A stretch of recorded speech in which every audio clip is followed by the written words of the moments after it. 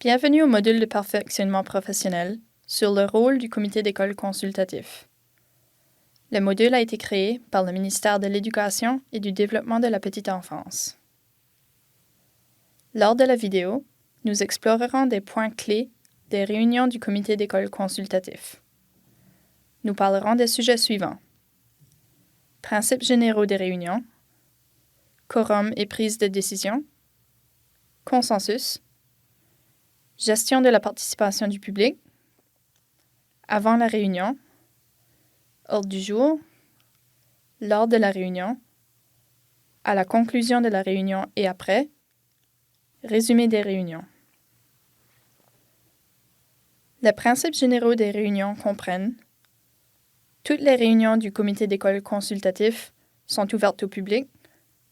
La date et l'heure de toutes les réunions du CEC, y compris l'Assemblée générale annuelle, si le CEC choisit d'en organiser une, doivent être décidées lors de la première réunion de l'année scolaire. La présidence détermine l'ordre du jour en collaboration avec la direction et fournit des copies de l'ordre du jour aux membres du CEC. La présidence s'assure que tous les membres, y compris les élèves s'il y a lieu, aient l'occasion de parler. Les résumés des réunions du CEC sont créés par le ou la secrétaire. Le calendrier, les ordres du jour et les résumés des réunions doivent être rendus publics. L'ordre du jour doit être publié avant la réunion. Le quorum du CEC est habituellement simplement la majorité de ses membres, dont au moins un membre de chaque groupe représenté, sauf indication contraire dans les règlements administratifs.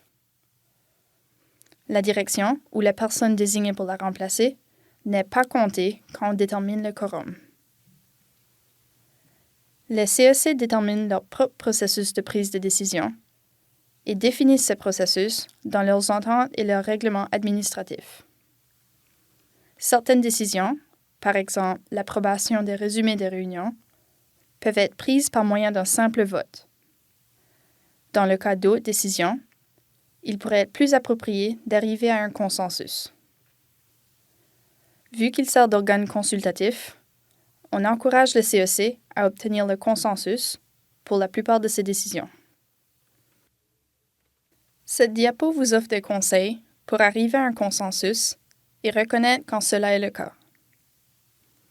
Pour arriver à un consensus, il est utile de faire ce qui suit: déterminer le problème, établir des liens entre le problème et l'objectif, lister des alternatives ou des différentes solutions, explorer les solutions afin de déterminer si elles permettraient d'atteindre les objectifs choisis, choisir la meilleure solution pour répondre aux besoins, planifier pour mettre en œuvre la solution. Vous êtes arrivé à un consensus quand les participants disent, par exemple, « Je crois que tu comprends mon point de vue. Je crois que je comprends ton point de vue. Peu importe si je suis d'accord ou non, je supporte la décision, car on y est arrivé de façon libre et juste. Je peux vivre avec ces décisions. » Veuillez noter que, dans certains cas, il pourrait être nécessaire de passer au vote. Toutes les réunions du CEC sont ouvertes au public. Les règlements administratifs doivent fournir des lignes directrices pour la participation du public. Exemple: toutes les réunions sont ouvertes au public. On demande aux membres du public qui souhaitent s'adresser au CEC d'en informer le CEC en écrivant un message à la présidence ou à la direction de l'école au moins une semaine avant la réunion. Ils peuvent ensuite prendre la parole pendant la réunion à la discrétion de la présidence. Conseil: lors des réunions virtuelles, vous pouvez permettre la participation du public, mais interdire aux participants d'allumer leur microphone, sauf les personnes qui ont obtenu l'approbation de prendre la parole avant la réunion. Note: le mandat des CEC ne leur permet pas d'entendre ou de parler d'incidents spécifiques concernant des élèves ou des membres du personnel individuel. Cela comprend aussi toute autre question qui ne fait pas partie du mandat des CEC. Avant la réunion, la présidence organise l'ordre du jour en collaboration avec la direction de l'école et fournit des copies de l'ordre du jour aux membres du CEC avant la réunion. On peut choisir d'envoyer un résumé de la réunion précédente en même temps que l'ordre du jour. Les règlements administratifs pourraient déterminer quand les membres doivent recevoir l'ordre du jour. L'ordre du jour est publié. La présidence informe les membres du CEC du lieu et de la date de la réunion. Un ordre du jour est important pour plusieurs raisons. Un ordre du jour communique des informations importantes, fournit un aperçu de la réunion, peut servir de liste pour assurer que l'on a couvert toute l'information, informe les participants de ce dont on discutera si l'ordre du jour est distribué avant la réunion, guide la réunion. Les points à l'ordre du jour peuvent provenir de différentes sources. Vous pouvez ajouter des points à l'ordre du jour en révisant les résumés des réunions précédentes, à partir d'actions assignées lors de la réunion précédente, à la suggestion des membres du CEC ou de la direction. Vous pouvez prioriser les points à l'ordre du jour en posant les questions suivantes. Est-ce qu'il existe un besoin? Est-ce que nous sommes prêts à parler de ce point? Est-ce que nous devons parler de ce point maintenant? Est-ce que le CEC possède toute l'information nécessaire pour prendre une décision éclairée? Est-ce que le point concerne une seule personne ou le groupe entier? Lors de la réunion, la présidence déclare la séance ouverte. La présidence reconnaît les membres avant qu'ils parlent.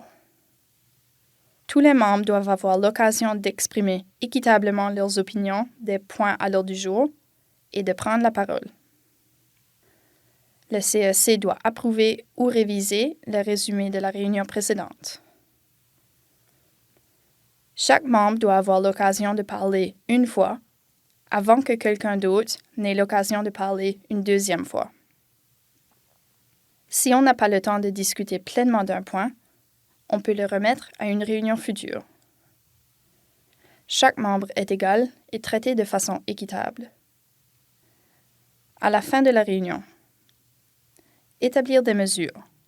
Qui fera quoi et quand? Confirmer la date et le lieu de la prochaine réunion et créer un brouillon de l'ordre du jour si le temps le permet. Après la réunion, suivi des mesures, commencer la planification de la prochaine réunion. Les résumés des réunions sont des enregistrements écrits des réunions.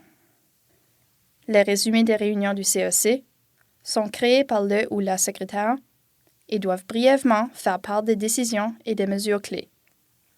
Il ne s'agit pas d'une transcription mot pour mot. Tous les membres du CEC doivent pouvoir lire les résumés avant la prochaine réunion normale, lors de laquelle le résumé sera approuvé ou modifié.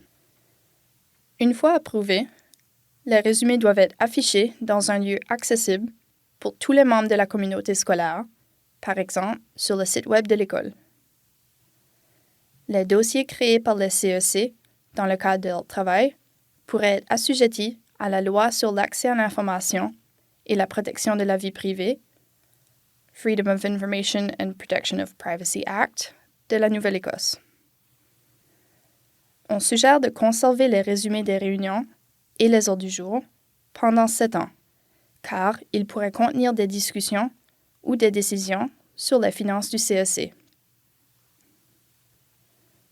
Merci d'avoir participé à ce module de perfectionnement professionnel. Nous espérons qu'il a été informatif. Visitez la page d'accueil du CEC sur la page web du ministère de l'Éducation et du Développement de la Petite Enfance afin d'obtenir d'autres informations et des ressources.